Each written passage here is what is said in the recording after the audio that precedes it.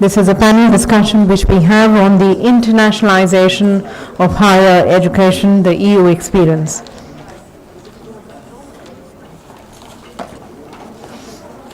Let me just apprise you, we are almost an hour late and just half an hour away from the lunch session. So I leave it to you the time you want to take depending on the hunger, what hunger you have for the knowledge of the materialistic lunch. So welcome here, and here we talk about the internationalization, we're talking about the globalized world, global economy, and the need for global knowledge, and as the Joint Secretary had put it, let's try having the best of all the world. And internationalization of higher education is a challenge and opportunity at the same time for the university in India and Europe. This session is going to be bringing together the European and the Indian perspective with presentations on the policy of the European Union, the contribution of the European Universities Association, the experience of European University, and the testimony of the life-changing experience of leading researchers, scientists, and the university personnel. For the Indian perspective, the Association of Indian University, the Universities Grants Commission, and the University of Pune will compare and contrast their policies, their programs, and the work at the level of higher education institutions.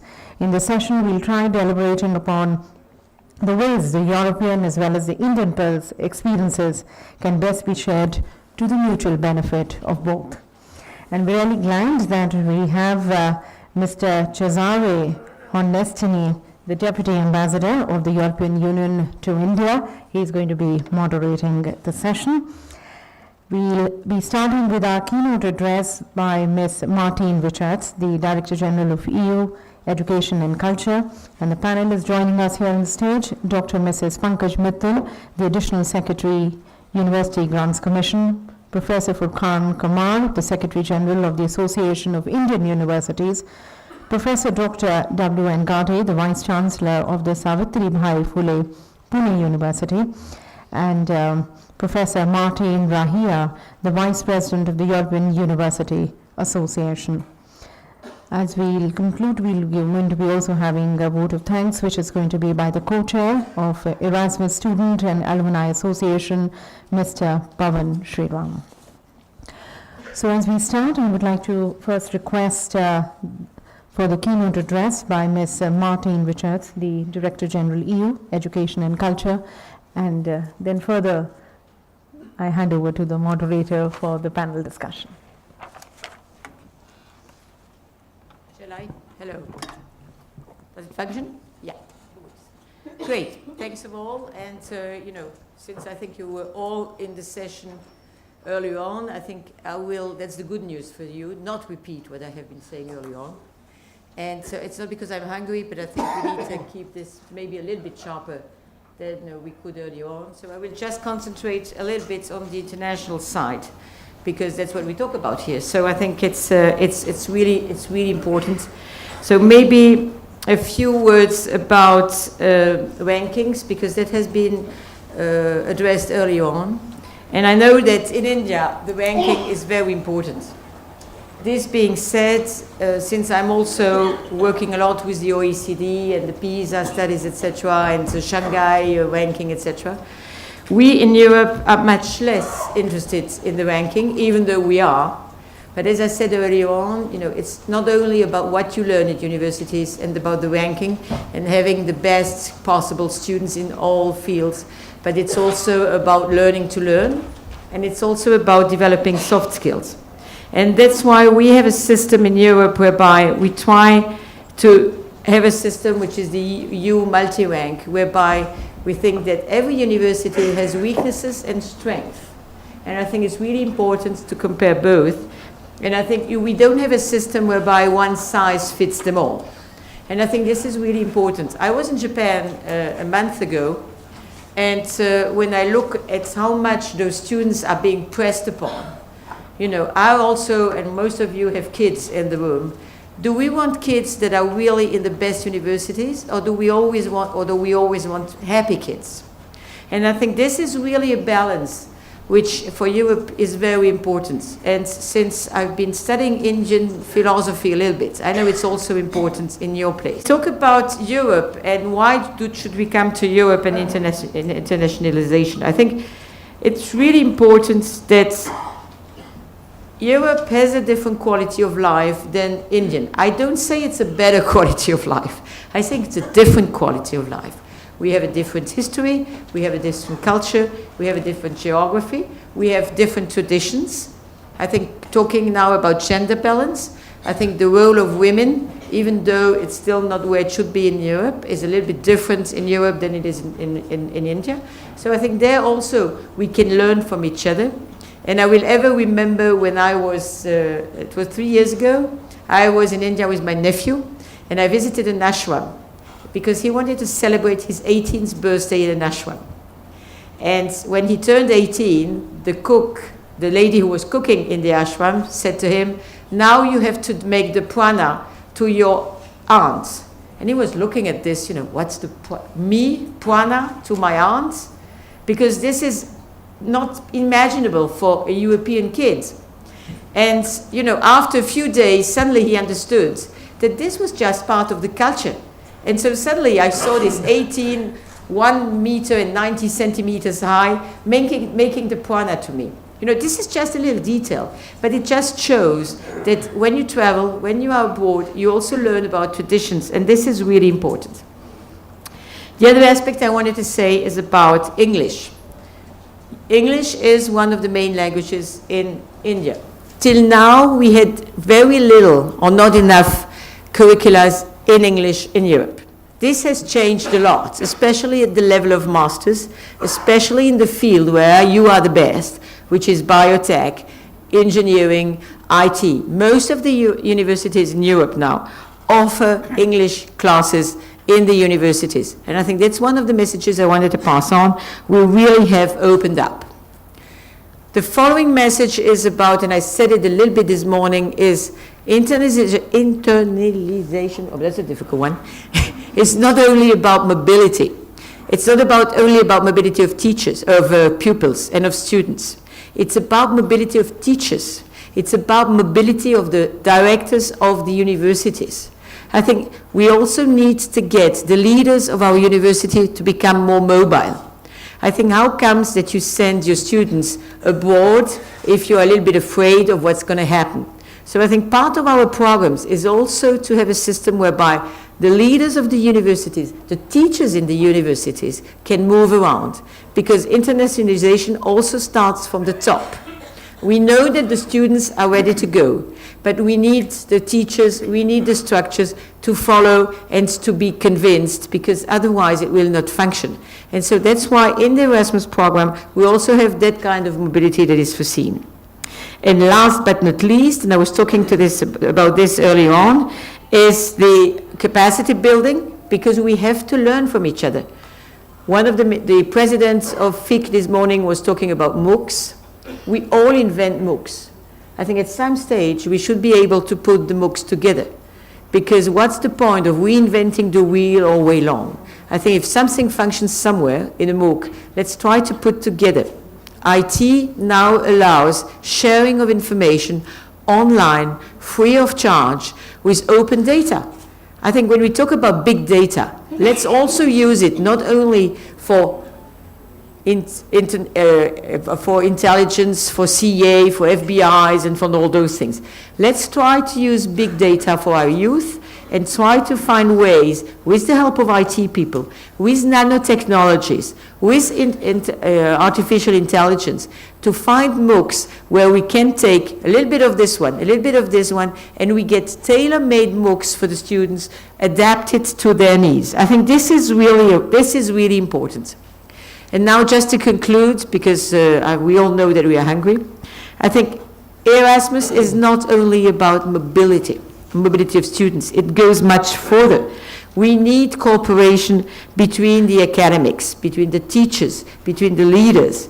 We need joint degrees. I think it goes even further.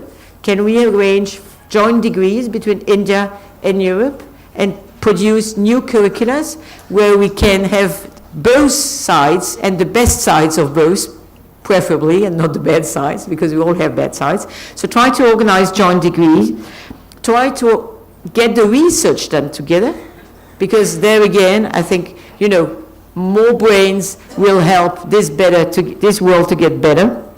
Integrate distance learning. I think MOOCs is not only the key. I think we also need MOOCs with interactivity, because we now know that some of the students cannot learn just if they learn online without some kind of active help. So they need people on board, they need facilitators, they need to be trained. Train the teachers. That's the other aspect. I think in Europe, there are a few examples where suddenly the kids were giving IT tools, you know, tablets, etc. But if the teachers are not trained, you know, there is one school in Europe, it was a primary school, so small kids, they didn't even open the box, the teachers, because they didn't know what to do with the tablets. I think this is less the case in India, because this is really a new tool. But our teachers in Europe are still not used to use the IT tools as they are today, and really sharing, and not again, as I said yesterday night, you know, being somewhere above everybody and teaching and saying, okay, I know it all. That doesn't work in today's world anymore, because our youngsters know much more than we did at the same age. And that's why we need to take into consideration that Wikipedia exists, sharing exists. Do we still need to learn 2 by 2 is 4 or not? Literacy, basic knowledge. I think we were talking this morning about revolution. Let's share about good practices, and as I said to you earlier on, also about bad practices. We are not very good about sharing what hasn't functioned, because we want to share what has functioned. Wouldn't it be time to share about what doesn't function? Because our youngsters know what does not function, because they are connected, they are on internet, they share about their teachers. This is a good teacher, this is a bad teacher. They do. We never share about bad practices and what doesn't function. So I think this is really important to remain attractive. We need to include IT with the best futures in our curricula.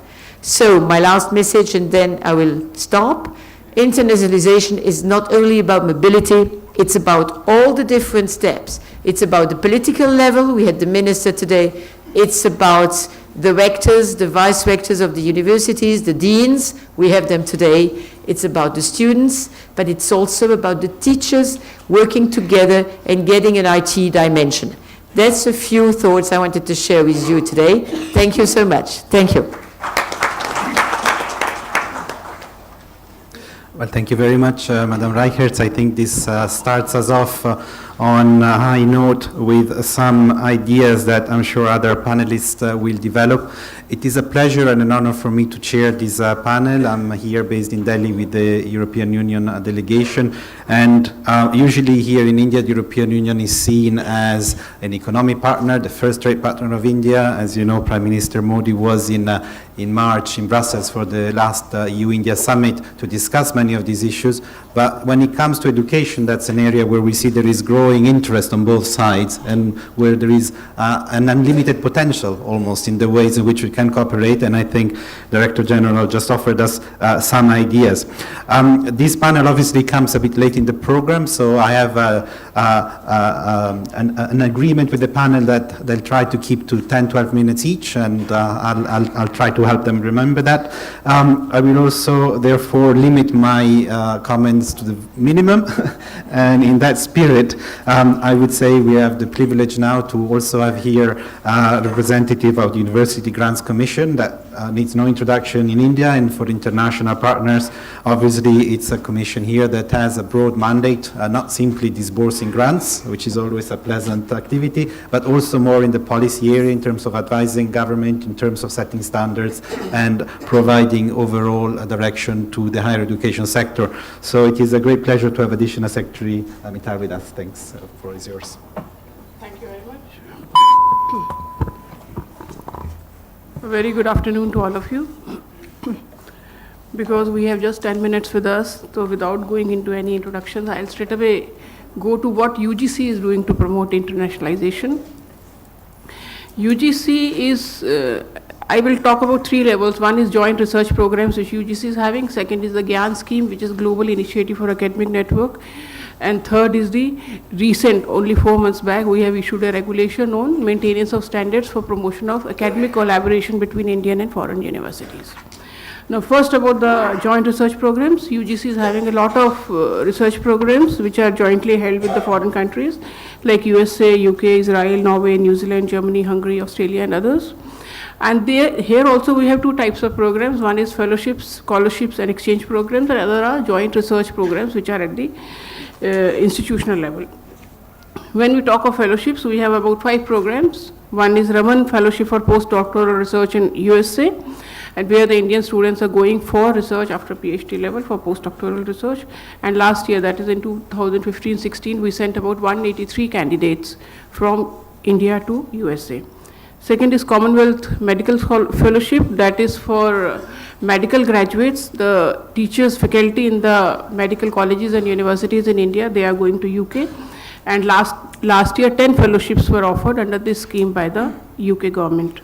Then we have Stipendium Hungaricum program, where Indian students, they pursue all levels, graduate, postgraduate and PhD at the universities in Hungary.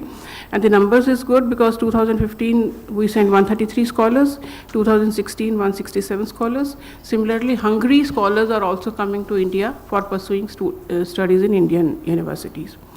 Apart from that, we have exchange of scientists programs with Germany, where 10 scientists are exchanged every year in the field of humanities and social sciences. And then there is a project-based personal exchange program which is a collaborative program between DAD and UGC.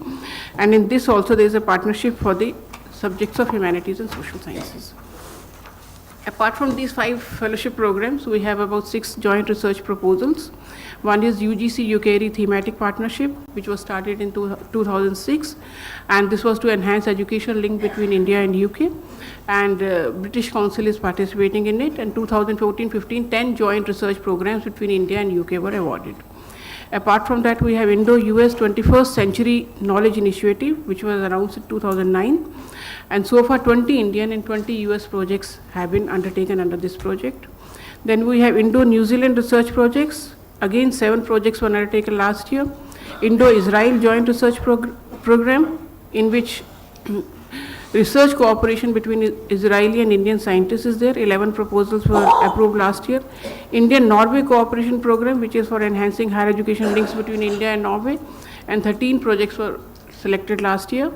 And Australia-India Education Council, which was established in 2011, and Jamia Millia Islamia is doing 1 project under that.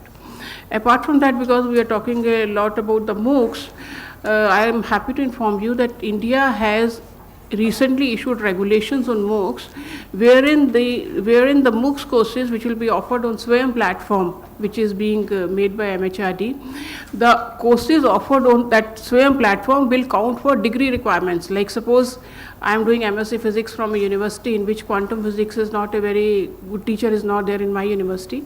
So I will do quantum physics from some other university, say JNU or Delhi University, and the credits for that course will be counted in my home country.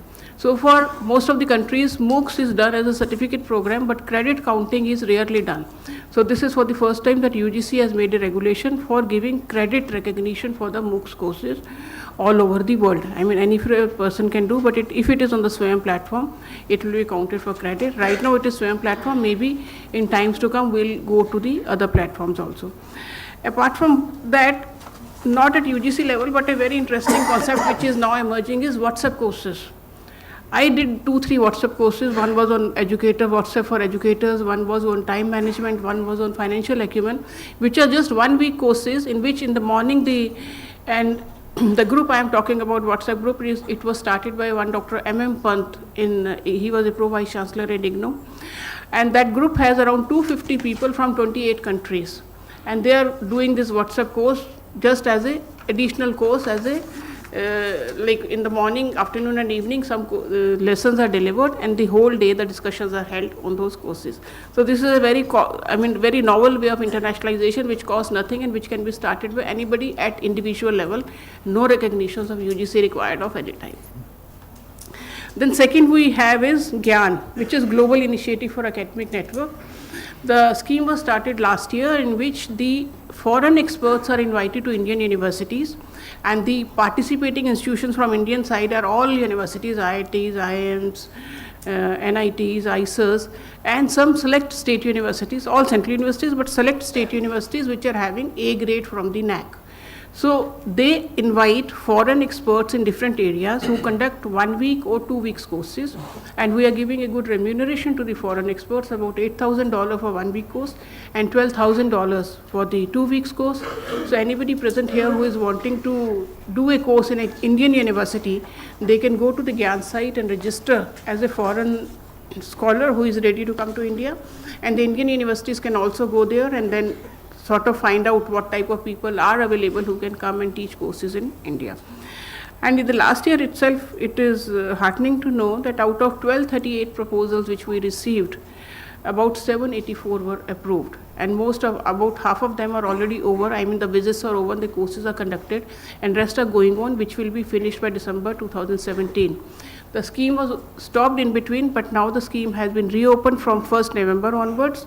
The applications are invited till 28th of February.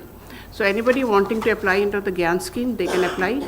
But right now it is only the identified universities and the government universities.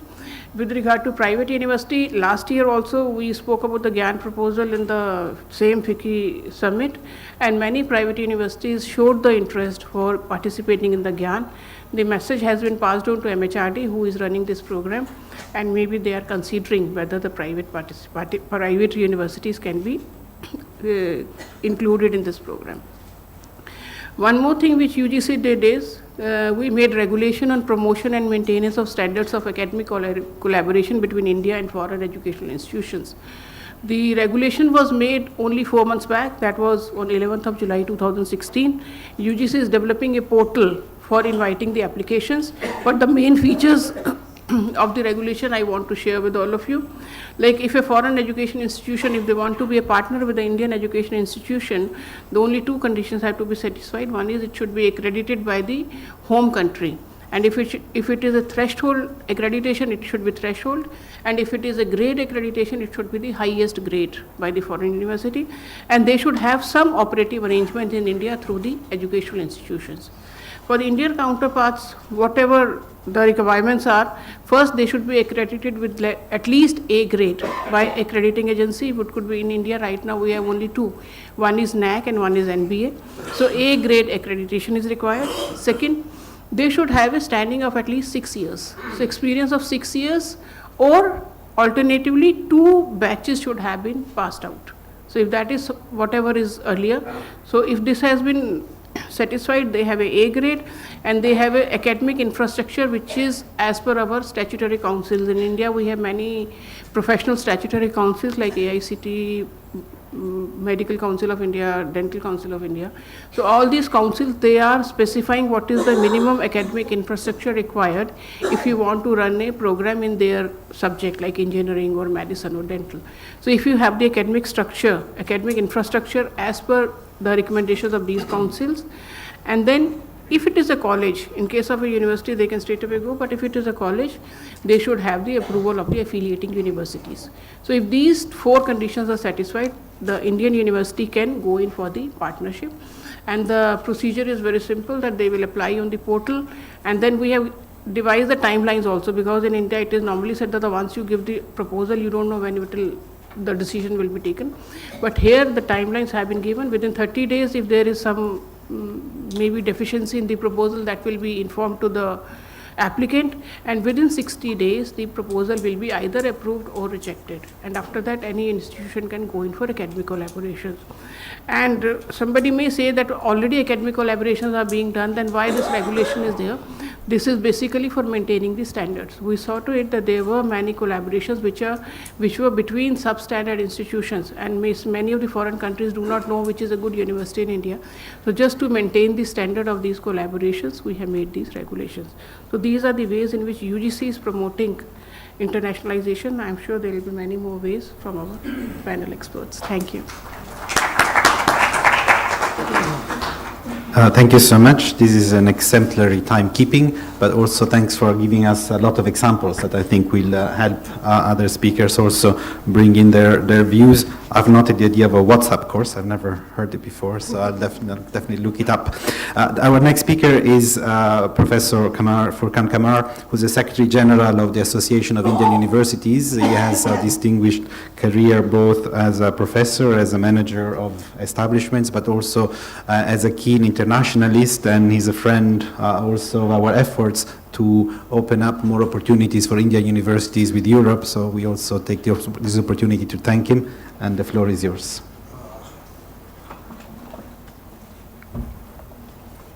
Thank you, Minister Ostini. I have a very brief presentation. I'm sure that I'll be able to finish within 10 minutes time. Can we?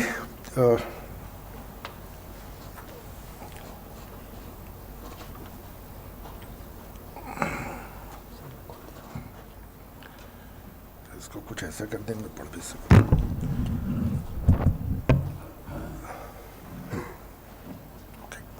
और इस okay. All right, thank you very much for giving me this opportunity.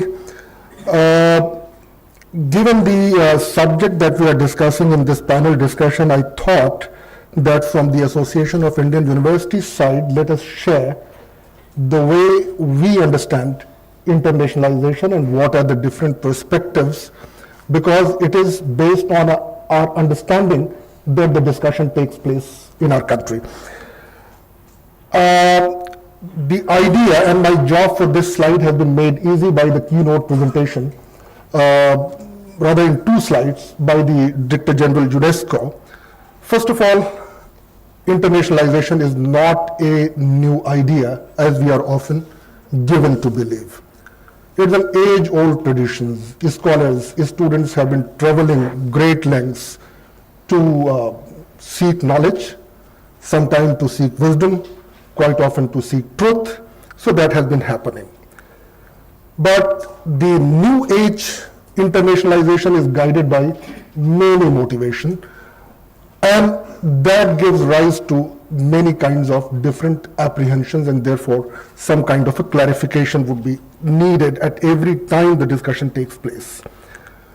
Of course, internationalization, as the DG mentioned, is not only about mobility of students across border, rather it's a multifaceted and multidimensional processes and includes many more, and a couple of slides would be based on that.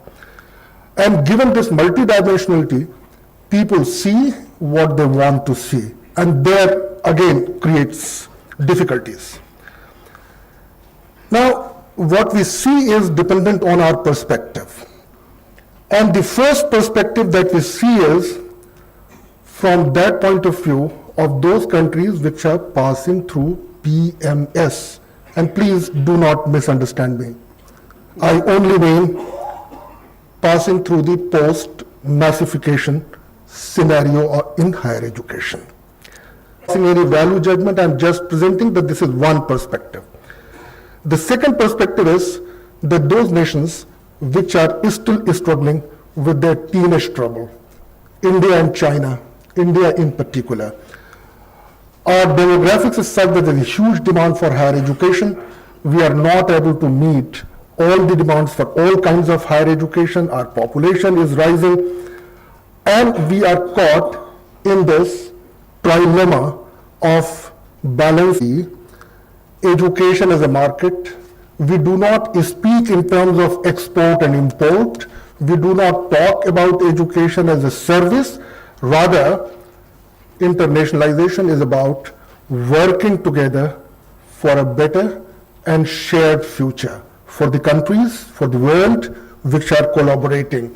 It includes sharing of knowledge and practices, collaborative research and developments, creating international and global alliances to work on certain themes, certain projects of common interest, and the objective could also include preparing global citizenship and human resources which are fit to work in a global settings and the global context.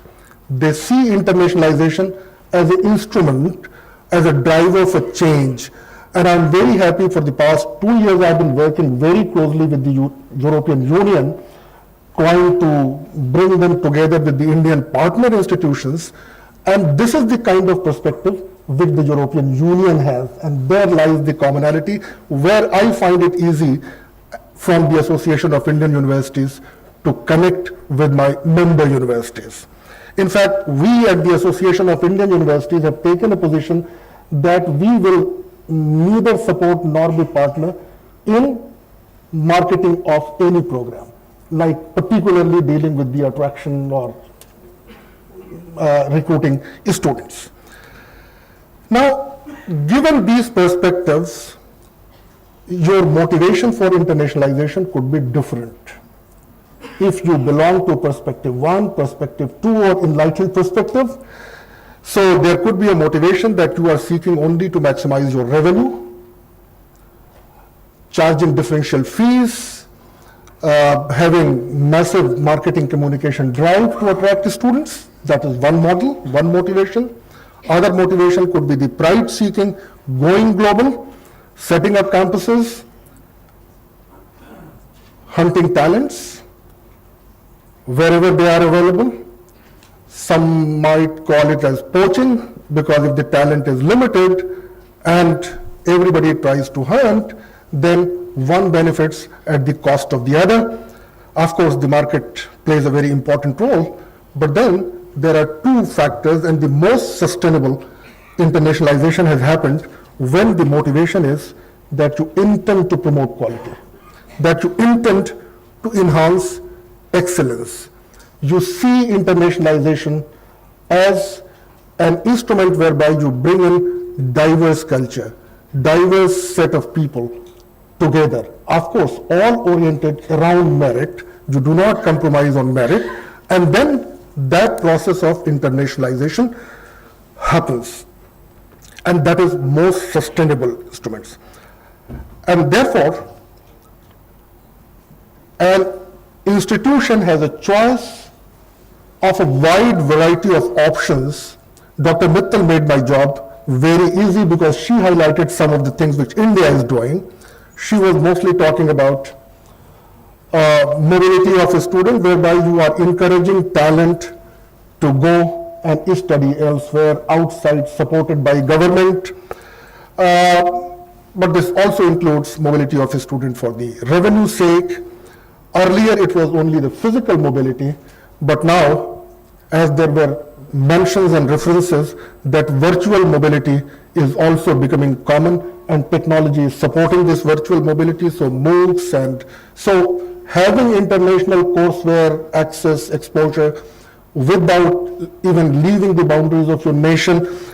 Then collaborative programs offering.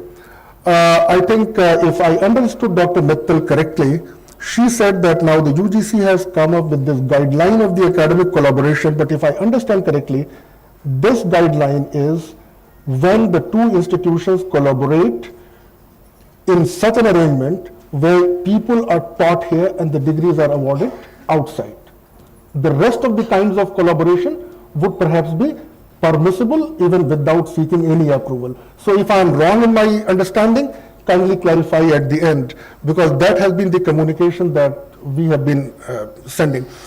So courseware services, campus overseas, international hiring. So many institutions do all of them in combination. But the best internationalization happens when academics, students, researchers collaborate across border on some kind of a project or research related work and create a network. Occasionally it might begin with